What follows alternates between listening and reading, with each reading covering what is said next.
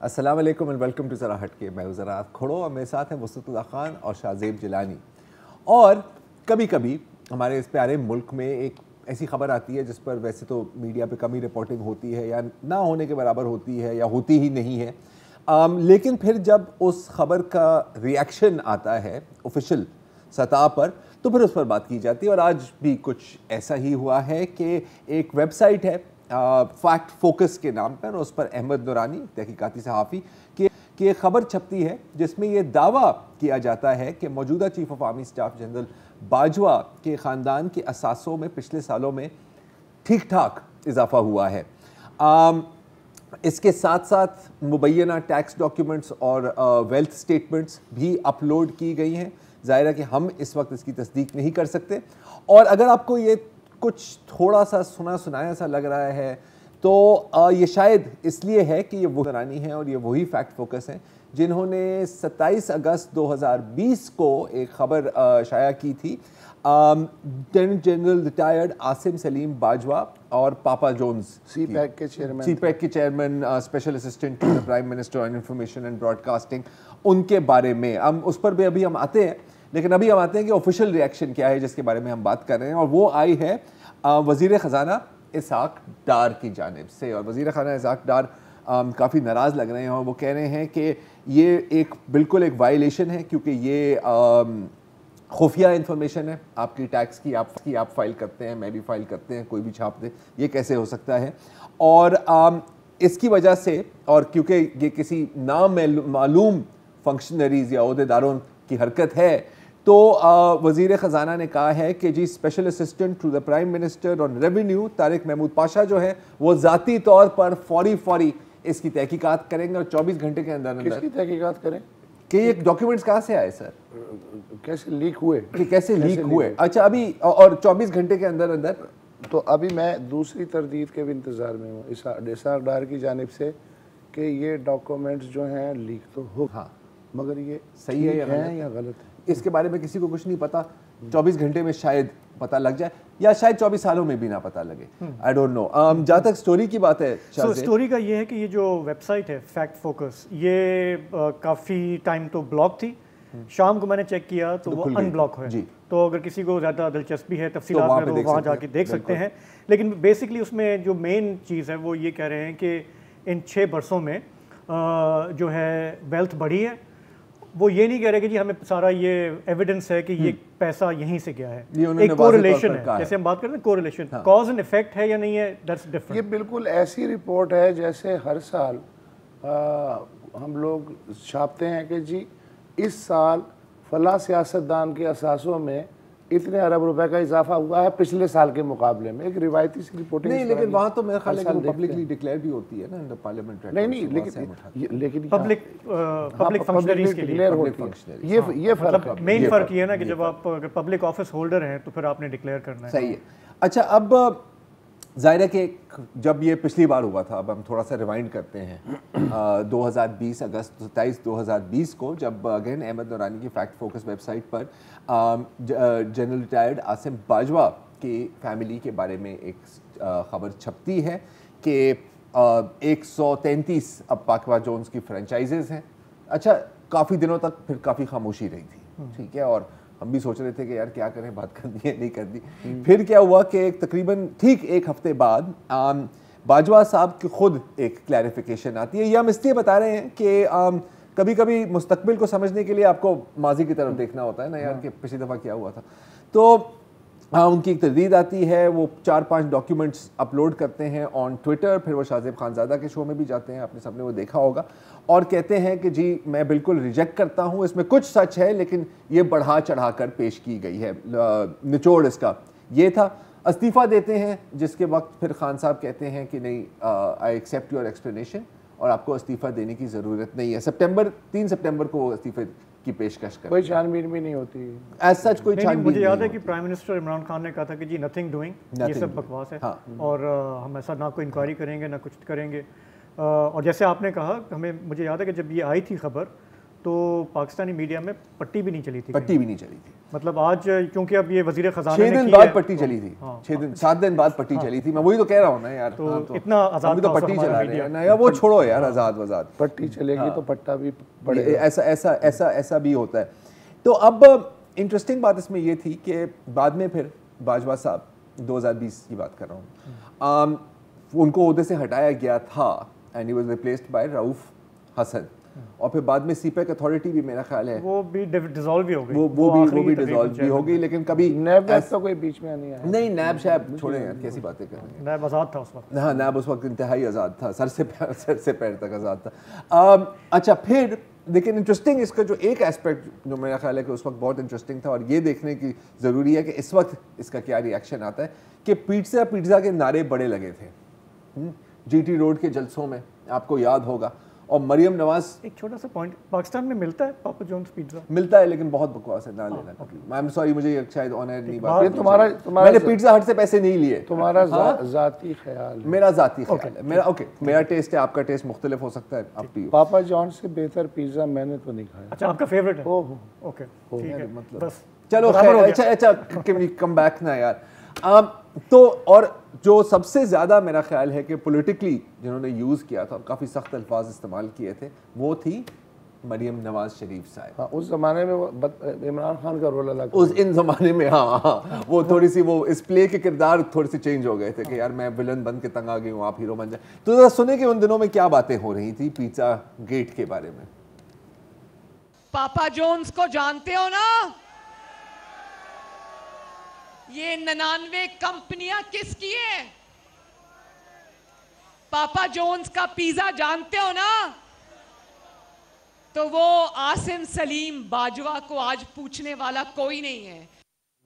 अब मुझे मरियम पूछने वाला कोई यार, मुझे मरियम की अगली तकरीर का बड़ी शिद्दत से, हाँ ना, हाँ बिल्कुल, मैं भी यही सोच रहा था। अच्छा, अब मीडिया अपनी जगह, और अब ये मुझे नहीं पता, सवाल यही है मैं आप दोनों से कि 26 नवंबर को जब खान साहब पहुंचेंगे इंशाल्लाह रावलपिंडी, क्या इस तरह की थोड़ी सी बातें होंगी? और मैं इसलिए पूछ रहा हूँ क्योंकि ये तो बहुत बातें हुई थी, मुझे याद है, आई मीन आधी चली हैं, आधी 90% नहीं चली थी। ये जो हम क्लिप चला रहे हैं उस वक्त शायद नहीं चला था।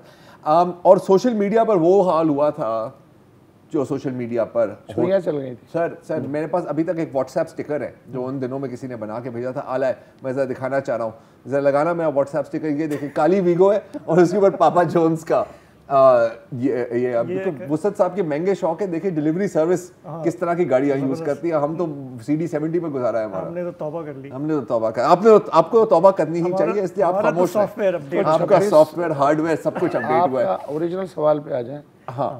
हाँ ओरिजिनल सवाल। 26 को जब खान साहब पिंडी जाएंगे, मुझे नहीं पता क्यों जाएंगे, उस वक्त तक कम से कम आर्मी चीफ का तकर्रुर गालिबन हो चुका होगा, दरियाँ वरियाँ सब लपेटी जा चुकी होंगी, लेकिन फिर जाहिर है कि 29 को स्टिक भी चेंज होनी है साबिक और नए में लेकिन ये उस वक्त इस वक्त ये इस तरह की खबर आना, ये तो बाद में पता चलेगा कि इसमें कितनी सच्चाई है कितना झूठ है, लेकिन ये खबर आना ऐसा ही है कि जैसे मैं बैठा बैठा इंतजार कर रहा हूँ यार हुण केड़ा नवा टॉपिक है जिसे मैं गर्म कर सकता हूँ लोहा, और अचानक मनु सलवा उतर आए जी, ऐसा है। अच्छा, और खासा मनु सलवा को इस्तेमाल करने के एक्सपर्ट हैं। अच्छा, थोड़ी सी देखिए इंडिकेशंस तो आ रही है, हमें सोशल मीडिया को अगर आप थोड़ा सा देखें तो वो बुलबुलें निकलने लग गए हैं, बल्कि बुलबुलों से ज़्यादा नहीं, सलमान अहमद साहब आपको पता कितने करीबी साथी हैं, हाँ हमारे गिटारिस्ट, तो आप और कुछ नहीं तो गिटार बजा रहे हैं आप, और ऐसा वैसा आप उनकी टाइमलाइन को जान के देख लें तो एक देख सकते हैं कि एक पॉसिबल डायरेक्शन तो यहाँ की निकलती है। लेकिन वसत साहब आपका पॉइंट ये अच्छा है, हाँ, कि माल तो मिल गया ना आपको, हाँ आप इस्तेमाल कर सकते हैं, लेकिन क्या इस पर हमें सवाल थोड़ा सा करना चाहिए कि पिछली दफ़ा 7 दिन लगे थे, हाँ इस बार तो मेरे ख्याल 7 घंटे नहीं लगाए इसाक डार साहब ने ना, और डायरेक्ट इंक्वायरी लॉन्च कर दी है। हाँ, इंक्वायरी लॉन्च कर दी कि लीक किसने की, उन्हें इस सवाल का भी साथ ही जवाब दे देना चाहिए था कि ये जो डॉक्यूमेंट्स अहमद ने नूरानी ने अपलोड किए हैं उसकी वेबसाइट ने, ये कितने ऑथेंटिक हैं, मतलब गैर अखलाकी हरकतें लीक नहीं होने चाहिए, बहुत बुरी, लेकिन इनकी सेहत क्या। अच्छा, एक और पैटर्न भी देखें आप कि परवेज़ मुशर्रफ के बाद से लेके अब तक जितने भी सरबराह आए हैं किसी ना किसी हवाले से उन पे कीचड़ उछालने की कोशिश की गई है। तो ये एक मुस्तकिल पैटर्न आप देख सकते हैं। ये तो आज बाजवा साहब अपने अलविदाई दौरों पे थे। वो आज नेवल हेडक्वार्टर्स गए, रावलपिंडी को गए। इशू जो है वो अब यही बनेगा लेगेसी का। हमने पहले भी बात की ना कि ख्वाहिश हर एक की ये होती है कि मैंने मुल्क को काम को सर्व किया है तो लोग मुझे अच्छे नाम से याद करें। ये जो आया है इससे कोई अच्छे इशारे नहीं है। ये तो है। और दूसरा ये है कि इसमें एक ये भी सबक है कि जिस वक्त आप साहिब इक़्तिदार हैं तो छड़ी आपके हाथ में है, कंट्रोल आपके हाथ में है, बयानी आप कंट्रोल कर सकते हैं। लेकिन एक वो हम बार बार सुनते हैं एक तारीख का एक अपना वर्डिक्ट होता है कि आपके जाने के बाद लोग कैसे याद रखते हैं। तो इट इज़ वेरी अनफॉर्चुनेट। इसमें एक और चीज़ भी है कि जब अब सबको पता है ना कि आप जा रहे हैं, फिर ओपन सीज़न होता है, फिर ओपन सीज़न होता है। अच्छा, यहाँ तो ये सिलसिला थोड़ा सा मेरा ख्याल है कि पहले से शुरू हो गया, लेकिन अब थोड़ा सा ज़्यादा हो गया है। आई मीन इस दफ़ा जो मीर सादिक, मीर जाफ़र, इस तरह की जो बातें की गई वो पहले हमने इस तरह नहीं सुनी, एटलीस्ट मैंने नहीं। तो इसका नया जो भी आएगा, एक तो उसे पॉलिटिकल स्टेबिलिटी का सवाल उसके सामने खड़ा होगा कि अब क्या किया जाए। दूसरे ये भी होगा कि क्लीन स्लेट से कहाँ से शुरू करें वो। दैट इज़ अ वेरी, ये बड़ा प्रॉब्लम होगा उसके लिए जो भी आएगा। मतलब एक तो अपनी पर्सनल लेगेसी है आपकी ना, बट दूसरा जिन हालात में आप कर रहे हैं। अच्छा, जैसे अभी आपका जो मेन सवाल था कि 26 को जब खान साहब जाएंगे तो उसका पर्पस अब क्या रहेगा, क्योंकि अभी वो जो समरी है तैनाती वाली, वो पहले हमने सुना कि आई, फिर हमने सुना कि वो वापस गई, फिर हमने सुना कि अभी वो रुकी हुई है। तो ये अभी 2-3 दिन में क्लियर हो जाएगा, लेकिन होपफुली 26 से पहले हो जाएगा। तो बज़ाहिर ये लग रहा है कि अब खान साहब का जो मेन फोकस होगा वो ये होगा कि जो भी नया चीफ आता है उसे अंडर प्रेशर लाएं, उनसे अपने जो इलेक्शन के उनके मुतालबात हैं, जो भी इनके छोटे मोटे और पॉइंट्स हैं कि मेरे ऊपर हमला हुआ, वो इंक्वायरी होनी चाहिए, आज़म सवाती हैं, दूसरे हैं, वो भी हों। लेकिन द होल थिंग इज़ कि जी मैंने जो प्रेशर बिल्ड किया हुआ है, नया चीफ जो है उसकी मेज़ पे, नए चीफ की मेज़ पे सिर्फ एक तरफ का तो फरमाइशी प्रोग्राम नहीं होगा ना, दूसरी तरफ का भी कोई ना कोई फरमाइशी प्रोग्राम आएगा। अच्छा, उस बेचारे की मुश्किल ये होगी कि यार मैंने अभी तो ये कुर्सी पे बैठा हूँ, थोड़ा सा तो सांस, एक सेकंड, हाँ, लेकिन वहाँ इन्हें उसे सांस नहीं लेने देना है। अच्छा, उसमें ये देखो इंसान होता है, उसमें अगर कोई वो स्पर ऑफ द मोमेंट कोई फैसला हो जाता है और फिर हमें उसके नताइज भुगतने पड़ते हैं, तो उस खतरे को भी मेरा ख्याल है काश इतने दूररस हों ये लोग कि उस खतरे को भी भांपें। तीसरा पॉइंट ये है कि ये जो पीएम हाउस के दीवारें जो रिकॉर्ड कर रही थी, जिनकी खान साहब की चीज़ें भी रिकॉर्ड हुई, फिर शहबाज शरीफ की, फिर वो टके शेर जो हैं वो ब्लैक क्या नेट पे, डार्क नेट पे जो है वो भी थी, चारा ने पाव बिक रही थी। उसके बाद से और फिर ये कि एफबीआर का ये रिकॉर्ड पहली दफ़ा लीक नहीं हुआ। मुझे याद है शौकत तरीन के ज़माने में भी वो पता नहीं कितने गीगाबाइट रिकॉर्ड जो है वो किडनैप हो गया था। उसके लिए टेक्निकल हैकिंग भी हो चुकी है। मैं वैसे सोच रहा था तो कोई चीज़ अब ना मुकद्दस है ना महफूज है। ये भी है। मैं वैसे सोच रहा था उस वक्त कि इसको कैसे कवर करें, तो मैंने पहले सोचा था कि यार देखो मेन मसला तो यहाँ पे एफबीआर का ही है ना यार, और तो कोई यहाँ पे खबर ही नहीं है कि मतलब एफबीआर से ये चीज़ें कैसे निकली अगर ये दुरुस्त है। तो मैं सोचा था कि मैं शहबाज सैदी साहब को तकलीफ दूं, लेकिन आपके आइडिया चोरी नहीं, आपको मैं आइडिया चोरी कर दिया कामरान खान भाई ने, इसलिए बताया होगा, ये इनके साथ काम करते थे ना एक ज़माने में। कमिंग बैक टू वुसअत और आपका जो दोनों का पॉइंट था ना कि अब मैं अभी दूसरी साइड की फरमाइश की बात नहीं कर रहा हूँ, मैं इमरान खान की बात ही कर रहा हूँ। अब क्लीन स्लेट नए चीफ या कोशिश होगी उनकी नई चीफ के आने की, तो मेरा ख्याल है कि उसके लिए भी थोड़ी सी ग्राउंड प्रिपरेशन खान साहब और पीटीआई की तरफ से भी हो रही है। जैसे कि ये जो बयानिया था मीर जाफर, मीर सादिक, न्यूट्रल, उससे मैं यूटर्न का लफ्ज़ नहीं इस्तेमाल करूँगा, बहुत ज़्यादा तंग आ गया हूँ मैं, लेकिन थोड़ी सी कॉर्स करेक्शन वो नज़र आ रही है, लेफ्ट राइट नज़र आ रही है। सुन लीजिए। चले मानते हैं कि एस्टेब्लिशमेंट ने कोई इसके ऊपर साजिश नहीं की, लेकिन रोक तो सकते थी ना, जानते तो थे इनका माजी। क्या इनका माजी नहीं पता था? फाइलें तो सारी पड़ी हुई हैं एजेंसीज के पास इनकी चोरी की। तो जैसे आपने कहा ना, नया चीफ मतलब स्टेप डाउन, फ्रेश स्टार्ट सबके लिए, खास करके पीटीआई के लिए, इमरान खान के लिए, कि जो जाती अनाद हो गया, अब वो चूंकि एक नए साहब आ रहे हैं तो अब आप fresh start, let bygones be bygones. वो जो हम बात करते हैं ना पहले भी, वो इंस्टीट्यूशनल मेमोरी वो सब अपनी जगह पर है, बट जो इंडिविजुअल्स का जो अपना एक रपॉ बनता है, जो गुंजाइश बनती है, it is an opportunity for PTI. So अभी भी अगर वो अपना कुछ मामला कुछ ठीक कर लें अपने क़यादत के, अपने स्टाइल के, तो they have a future. But at the बड़ी अगर है वैसे इट्स अ बिग इफ यार। But at the end of the day मैं इसाक डार की जहानत का कायल हो गया। मेरा ख्याल है तो खाली लें जी।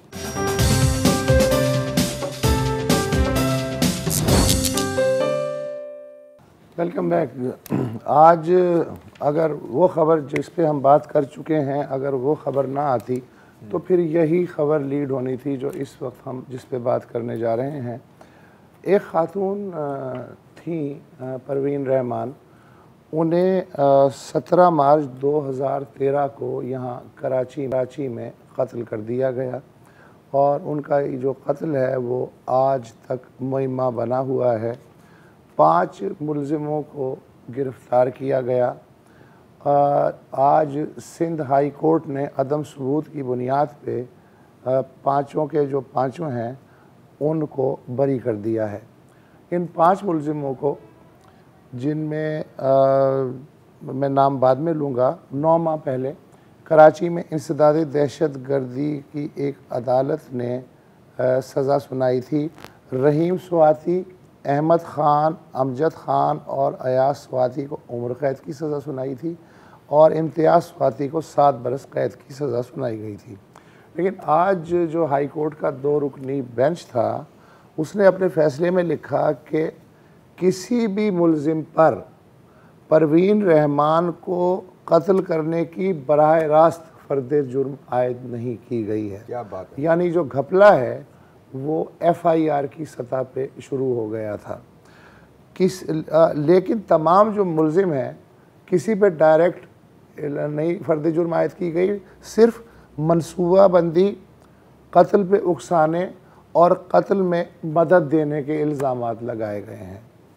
अदालत के फ़ैसले में ये भी कहा गया कि परवीन रहमान का एक 2011 का इंटरव्यू था, उसको बतौर सबूत नथी किया गया, जिसमें उन्होंने रहीम स्वाति को एक कब्ज़ागीर और भत्ताखोर करार दिया था जो औरंगी पायलट प्रोजेक्ट की ज़मीन पे भी कब्ज़ा करना चाहता था।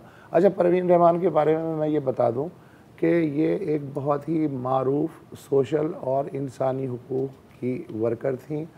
अख्तर हमीद ख़ान जो औरंगी पायलट प्रोजेक्ट के बानी हैं, जिन्होंने गरीबों के लिए सस्ते घरों की जो स्कीम है पहले मशरक़ी पाकिस्तान में और फिर कराची में औरंगी में आके शुरू की, परवीन रहमान ने उनके बाद औरंगी पायलट प्रोजेक्ट को टेक ओवर किया था और उसे इंतहाई जाँफशानी के साथ वो चला रही थी। तो ज़ाहिर है लैंड माफिया से उनका टकराव होना था और उन्हें इस तरह मरना था। बहरहाल, तो अदालत ने कहा कि ये जो इंटरव्यू है जिसमें उन्होंने एक मुलज़िम का नाम लिया है और जो उनकी मौत के बाद चलाया गया, तो उसको एडमिसिबल सबूत के तौर पे नहीं नथी किया जा सकता। फिर अदालत ने कहा कि इंसदाद दहशत गर्दी अदालत के दायरे इख्तियार में भी ये केस इसलिए नहीं आता क्योंकि कत्ल का मकसद ज़मीन पे कब्ज़ा करना बताया गया है, दहशत फैलाना नहीं बताया गया, लिहाजा उस पर जो ATC की दफ़ात लगी हैं वो भी ख़ारिज की जाती हैं। एक मुलज़िम रहीम स्वाति ने ATC के सेक्शन 21 के तहत जो बयान दिया था, बाद में वो उससे मुकर गया। हाई कोर्ट के फैसले में ये कहा गया है कि ये बयान क्रिमिनल प्रोसीजर कोड के जो सेक्शन 164 है बेसिकली उसके तहत रिकॉर्ड किया जाता, तो इसकी कोई अदालती वैल्यू भी होती, लिहाजा उसे भी बतौर सबूत खारिज किया जाता है। और बकौल अदालत के अगर जो तमाम पेश करदा सबूत हैं उन्हें तस्लीम कर भी लिया जाए, तब भी मुलज़िमों पे बिला शक व शुबा जुर्म साबित नहीं होता, उन्हें शक का फ़ायदा देना पड़ेगा। जाए वारदात के बाद जो फोरेंसिक को जो गोलियों के खोल मिले, फोरेंसिक रिपोर्ट उन्हें जो असला दिखाया गया उसके साथ उन खोलों का जो ताल्लुक़ है वो जोड़ने में भी नाकाम रही, और जब मुलज़िमों को गिरफ़्तार किया गया तो उनके पास से कोई पिस्तौल, कोई असला जो है वो भी बरामद नहीं हो सका। अच्छा, फिर अदालत ने कहा कि GIT भी बनी थी। तो अदालत के बकौल GIT की जो रिपोर्ट होती है उसे सबूत करार नहीं दिया जा सकता, बल्कि उसे एक तहकीकाती अफसर की राय के तौर पे ही देखा जाएगा, एक सबूत के तौर पे नहीं है। चुनाचे इस बुनियाद पे ये बरी करने का फ़ैसला किया गया, लेकिन ज़ाहिर है परवीन रहमान की फैमिली जो है उसने कहा है कि हम इसे सुप्रीम कोर्ट में चैलेंज करेंगे। Human rights commission of Pakistan ने भी इसको गैर तसल्ली बख्श आज के फैसले को करार देते हुए अदम था। तो अगर इसमें से कोई बंदा सबक निकाले, एक तो है कि परवीन रहमान को किसी ने कत्ल नहीं किया, राइट। दूसरा है कि अगर आपने केस को ख़राब करना होता है, क्योंकि आज लोग बहुत तनकीद कर रहे हैं इस फैसले पर, और फैसले पर नहीं बल्कि सिंध हाई कोर्ट पर भी, ठीक है, करते रहे। पुलिस और लैंड माफिया से जाहिर होता है सर उसकी बुनियाद पे FIR कटी। हाँ, और ये वो बिल्कुल। और अगर आपने किसी केस को खराब करना होता है ना, क्रिमिनल केस को, आप कहाँ से खराब करते हैं? आप खराब FIR से करते हैं, ठीक है। फिर ये जो आपने फोरेंसिक्स की जो सारी बातें की वो आप मिसमैच करें ताकि कहीं आगे जाते हुए छूट मिल जाए। मैं ये नहीं कह सकता दावे के साथ कि इन्हीं लोगों ने कत्ल किया है, लेकिन अगर किया भी होता तो जिस तरह FIR बनी है, और फिर इंसदाद दहशतगर्दी के जब आप दफात लगाते हैं तो आप क्या कह रहे थे ना, उसका मतलब ये आइडियल वे है किसी भी केस को रिजेक्ट कराने का। शाहरुख जतोई के केस में भी आपने यही देखा है। Ultimately case, law, investigation, police अपनी जगह है। कराची शहर में बड़े माफिया हैं, मतलब रेती बाजरी का माफिया है, छालिया का भी माफिया है, लेकिन जो मदर ऑफ ऑल माफियाज है इस शहर का, लैंड माफिया, वो है लैंड माफिया। परवीन रहमान की लैंड माफिया के साथ दुश्मनी कैसे थी, क्यों थी, क्या वो काम कर रही थी जिसकी इतनी कोई भारी सजा उनको अदा करनी पड़ी? इस पर हम बात करेंगे इस ब्रेक के बाद।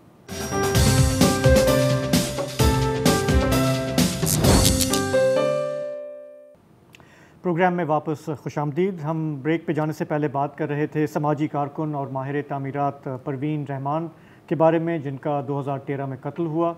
जो मुल्ज़मान थे जिनको सज़ा हुई थी उन्हें सिंध हाई कोर्ट ने आज अदम सबूत की बुनियाद पर रिहा कर दिया। परवीन रहमान कराची के लैंड माफिया के निशाने पर थी। कराची में लैंड माफिया का इशू है क्या? हमारे साथ इस वक्त प्रोग्राम में हैं फ़हीम ज़मान साहब, कराची के साबिक एडमिनिस्ट्रेटर हैं, कराची के मामलात पर गहरी नज़र रखते हैं। फ़हीम साहब, अगर हमें बताएं कि कराची का ये एक बड़ा पुराना मसला है, कराची के लिए कहते हैं सोने की चिड़िया है, सब कुछ यहाँ पे आता है, यहाँ पे ये ज़मीन के मामलात होते हैं। परवीन रहमान के हवाले से बताएं कि ये कितना गंभीर मामला है, क्या क्या इशू है क्या हमारे यहाँ? सबसे पहले आप लोगों का प्रोग्राम में शामिल करने को शुक्रिया। देखिए, आज जो हाई कोर्ट का फैसला आया है, ये बाइस सदमा तो हो सकता है, मगर मेरे नज़दीक किसी भी तरह से ये बाइस हैरत नहीं है। जिस तरह से डे 1 से पुलिस ने और हमारे निज़ाम अदल ने इस केस को ख़राब करने की कोशिश की है, और परवीन रहमान की बड़ी बहन अकीला इस्माइल और उनके लॉयर फैसल सिद्दीकी की जो है मुसलसल कोशिशों के बाद ये 9 साल तो खिंच गया, बल्कि अगले साल 13 मार्च को 10 साल हो जाएंगे इस कत्ल को। मेरे नज़दीक जो आज सिंध हाई कोर्ट ने फैसला दिया है यही होना था। देखिए, केस को सबसे पहले ख़राब किया गया कारी बिलाल के ऊपर, उसको तालिबान का डिक्लेयर करके उस पर डाला गया, और 2 जो बुलेट्स थी उसके पिस्तौल से फायर करके उनकी फॉरेंसिक करा के वो जो है परवीन रहमान के जिस्म से जो गोलियां बरामद हुई उनको मैच कर दिया गया। तो केस तो, और DIG वेस्ट ने दूसरे दिन 4 बजे ऐलान भी कर दिया कि जनाब हमने जो है कातिल को पकड़ लिया है। अच्छा, उसके बाद ऑब्वियसली हम में से किसी को भी इसके ऊपर वो नहीं था, और हम जब इसके ऊपर कर रहे थे, मैंने और मेरी साथी ने एक स्टोरी भी की। उस स्टोरी करने के लिए भी जब निकले तो जो चीज़ हमारे सामने आई वो ये आई कि परवीन रहमान एक कौन सा ऐसा अनोखा काम कर रही थी कि जिसकी वजह से उनकी जान को ख़तरा लाहक हो सकता है। तो वो जो अनोखा काम था वो बुनियादी तौर पे गडाब और मलीर के जो गोट हैं या विलेजेस हैं, कदीमी गोट हैं, जो आपको सर्वे जनरल ऑफ पाकिस्तान की पुरानी शीट्स पे भी मिलेंगे, जो अभी तक नहीं हुए रेगुलराइज हो पाए। परवीन उनकी डॉक्यूमेंटेशन कर रही थी, एरिया निकाल रही थी, उनकी आबादियाँ निकाल रही थी।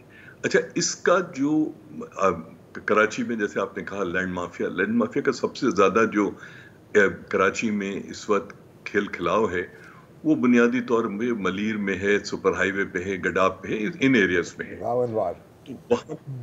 तो वहां पर जो है ये डॉक्यूमेंटेशन का नुकसान ये होता है कि अगर आपने ये डॉक्यूमेंटेशन नहीं हो और गोट रेगुलराइज ना हो तो जो बिल्डर्स हैं, लैंड माफिया है, वो पुलिस और डीसी और इन सब के साथ मिलजुल कर गांव वालों को धक्के देके, जूते मार के, कुछ थोड़े बहुत पैसे देके, 1-2 लाख रुपए देके फारिग कर देती है। मगर अगर ये रेगुलराइजेशन हो जाए तो उसके बाद किसी भी लैंड माफिया के उसके लिए जो है ये मामला गले पड़ जाता है। अच्छा देखिए, परवीन का जब मर्डर हुआ और क्योंकि यहाँ के सिंध की ना अदालतों पे ना पुलिस पे और जो यहाँ पर जो भी निज़ाम अदल उस वक्त था उस पे लवाकिन को और उनकी लीगल टीम को भरोसा नहीं था, तो they approach supreme court of Pakistan. तो सुप्रीम कोर्ट ऑफ पाकिस्तान ने मेरे ख्याल में फरवरी में 2014 में पहली JIT बनाने की जो है इंस्ट्रक्शंस दी और JIT बनी।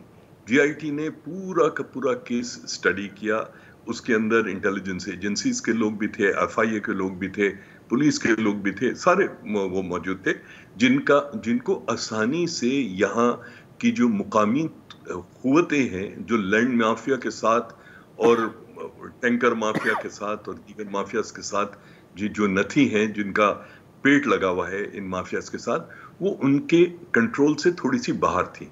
तो JIT ने 5 लोगों को जो है इन्वेस्टिगेट करके नॉमिनेट किया।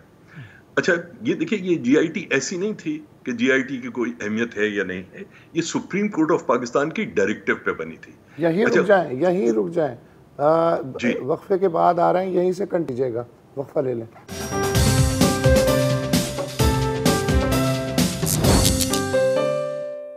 वेलकम बैक टू में बात हो रही है फ़हीम ज़मान साहब के साथ। फ़हीम साहब, आप JIT की बात कर रहे थे, उस पर भी बात करेंगे। एक मेरे से आपसे एक छोटा सा सवाल है कि क्या हम कह सकते हैं कि अब लैंड माफिया जीत ही गई है, हम सब बेबस हैं और अगर कोई परवीन रहमान की तरह अपनी आवाज़ उठाएगी तो उस आवाज़ को ही बंद कर दिया जाएगा? देखिए, हम बेबस क्या हैं, सच क्या है, मेरे ख्याल में अमूमी तौर पे लोग जानते हैं। इस मुल्क के हुक्मरान तबकात हैं और उनकी जो खिदमतगार पुलिस और वो दीगर इदारे हैं, उन सब की हैसियत क्या है, हकीकत क्या है, हम सब जानते हैं। हाँ, इसका मतलब ये नहीं है कि परवीन और मेरी तकरीबन एक उम्र थी, हम दोनों में बहुत दोस्ती थी और बहुत झगड़ा भी रहता था बहुत सारी चीज़ों पे। मैं परवीन को जो वो काम कर रही थी उसके ऊपर फॉल्ट नहीं कर सकता, जो आप और मैं काम कर रहे हैं उस पर मेरे ख्याल में हमें फॉल्ट नहीं किया जाना चाहिए। तो जहाँ तक ये बात है, देखिए केस को मुसलसल ख़राब किया गया है परवीन रहमान के, और देखिए ये कहना कि जी इससे तखरीबकारी नहीं हुई, या इसमें ये कहना, आप शाहरुख जतोई के केस में देख लीजिए ना, उसमें क्या हुआ आखिर में। शाहरुख जतोई सबके सामने था, शाहजेब खान का मर्डर हुआ, सबको सारी चीज पता है, परवीन का भी। और देखिए, आप लोग बात कर रहे हैं लैंड माफिया की, आपको एक बात ये समझने की जरूरत है कि कराची में सारी माफियाज एक दूसरे के साथ इंटरट्वाइंड है। परवीन के केस में सिर्फ लैंड माफिया नहीं थी, परवीन के केसेस, रहीम स्वाति जो मेन एक्यूज था, उसका 2 साल पहले तक वहां पर water hydrant, illegal water hydrant चलता था। अच्छा देखिए, ये बात सबको पता थी। 2011 की बात की जाती है कि परवीन रहमान ने अपने इंटरव्यू में कहा कि जी ये लोग OPP की जमीन कब्जा करना चाहते हैं वगैरह वगैरह, वो सबको झगड़ा पता था। उसी का फायदा उठा के रहीम स्वाति और दीगर लोगों को इस्तेमाल किया गया परवीन रहमान के मर्डर में। मुझे आज तक याद है जब मैं डॉन के लिए हम स्टोरी कर रहे थे परवीन रहमान के मर्डर केस पे, और ये मलिक रियाज और बैरिया टाउन कराची की जब हम ये इन्वेस्टिगेट कर रहे थे, तो जो उस वक्त SSP वेस्ट था, there was a very good officer, वो बहुत लेट आया था इस सारी इन्वेस्टिगेशन में। उससे मैंने पूछा तो उसने कहा, देखिए कि मैंने उससे पूछा कि यार इसका मकसद क्या था, इसकी गोली तो इन्होंने चलाई मगर क्या आप ये आइडेंटिफाई कर सकते हैं गोली क्यों चली? तो उसने कहा कि देखिए ये हमारा परव्यू ही नहीं है, ये हमारा जो हमें वो दिया गया है, हमने तो ये आइडेंटिफाई किया कि मर्डरर्स ये हैं, ये लोग इन्होंने जो है ट्रिगर पुल किया, मगर इसके पीछे क्या साजिश थी? अच्छा, मैं बहुत सारी चीजें ऐसी जानता हूं जो मैं साबित नहीं कर सकता, मगर जो दर्जनों इंटरव्यूज किए off the record, on the record, Dawn के लिए बैरियर टाउन की और परवीन रहमान मर्डर केस की और फिर रावणवार की, उसके अंदर जो लोगों ने of the record police, senior police officer, serving police officer, इनके जो वो थे, उन्होंने जो चीजें बताई, उसमें एक साहब जो परवीन के केस में, एक साहब जो सुपर हाईवे पे एक बहुत बड़ा होटल रेस्टोरेंट चलाते हैं, ये सुपर हाईवे के पे बनने वाले जो होटल्स हैं उनमें से एक, जो सबसे पहले बना शायद उनमें से एक है, बल्कि जिस शख्स की मैं बात कर रहा हूँ शायद उसकी डेथ भी हो गई। तो वो शख्स उस वक्त की जो सिंध हुकूमत के जो करता धरता लोग थे, जो वाटर, ये टैंकर माफिया में भी इन्वॉल्व थे, लैंड माफिया में भी इन्वॉल्व थे, और आप जो भी माफिया हैं, ठीक है ना, उनमें मतलब ट्रांसपोर्ट है, ये है, इनके दरमियान जो बाउंड्रीज हैं या बाउंड्री लाइंस हैं, वो बहुत खलत मलत होती है, वो एक जगह से दूसरी जगह जा रही होती हैं। अब ये कहना, देखिए JIT ने मैंने इनिशियली गलत कहा था, सुप्रीम कोर्ट के ऊपर पहले एक इंक्वायरी जो है, आई थिंक सेशन कोर्ट के सेशन जज के लेवल पे एक इंक्वायरी की गई थी, नॉमिनेट किया था, उसके बाद जून या जुलाई में पहली JIT बनी और फिर 2019 में दूसरी JIT बनी। इन तमाम लोगों ने इन 5 लोगों के ऊपर वो किया कि भाई यही लोग हैं मर्डरर्स, इन्होंने मर्डर किया है। और मर्डर क्यों किया? अब वो उसके ऊपर कि जी वो उसने कराटे क्लब की जमीन ले ली। अरे भाई, कराटे क्लब की जमीन पे डायरेक्टर OPP का मर्डर तो नहीं किया जाता। तो जहां पर आपके हुक्मरान तबकात इस बुरी तरह से मुजरमाना हरकतें, जहनियत और वो रखते हो, तो वहां पर आप कैसे तवक्को कर सकते हैं कि पुलिस या JIT या उनके ऊपर जो है अदालत कोई मेरी और आपकी मर्जी का या ख्वाहिश के मुताबिक या इंसाफ के तकाजों के मुताबिक कोई वो दे सकता है। Thank you very much. वही मेरा ख्याल है कि पूरी बात का खुलासा ही यही है। कलेक्टिव फेलियर है ना, नहीं, कलेक्टिव फेलियर नहीं है सर, फेलियर होती है पुलिस है, जुडिशरी है, फेलियर नहीं है। और इस तरह ये कह रहे हैं ताने बाने सारे मिलते हैं, फेलियर नहीं है। ये छोटा क्राइम सिंडिकेट तो अलग होता है। ये सिस्टम की कामयाबी है, ये सिस्टम की खामी नहीं है, ये सिस्टम की खूबी है। The system is designed to do this. Failure होता है जब आप कोशिश करें और आप नाकाम हो। हाँ, तब आपकी कोशिश ही यही। सिस्टम तब फेल होगा जब इस सिस्टम को इंसाफ मिलना शुरू होगा, तो ये सिस्टम का फेलियर होगा जो चल रहा है। और इसी पॉजिटिव नोट पर हाँ, मेरा ख्याल है कि आज इजाज़त लेते हैं। खुदा हाफिज़।